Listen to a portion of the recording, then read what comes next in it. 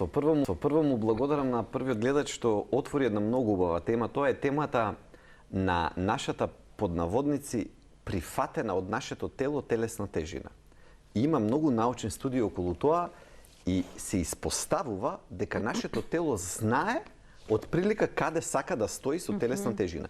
И хормоните кои што тој ги спомна, тука се и грелинот, и лептинот, тоа се тие хормони во право е, тие се тие чие што ниво влијае и треба баш подолг период за да се врати телото во еден или во друг правец. Што значи дека нашите тела сакаат да функционираат на некоја одредена телесна тежина, и нели ќе речат луѓето упорно ме враќа нагоре или надолу, како да тоа да сака да стои.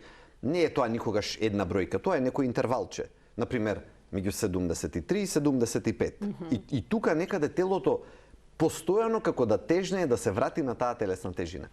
И кога е во прашање таа посакувана телесна тежина на нашето тело, јас им кажувам на моите пациенти да бидат внимателни и да го слушаат своето тело, има причина зашто телото одредило баш таму да биде, и ако треба да го одвикнеме од тоа, ако е тоа малце повеќе, тоа треба да го правиме на многу паметен и вешт начин. Тука се отвара многу поголемото прашање како човек си ја одредува својата посакувана телесна тежина, ама не физиолошки, туку свесно. На тоа влијат многу работи, меѓутоа тоа може многу пати да биде и погрешно. Многу пати ние можеме да замислуваме телесна тежина која што де факто не му одговара на нашето тело и ќе се бориме со него, а тоа не е секогаш баш добра идеја.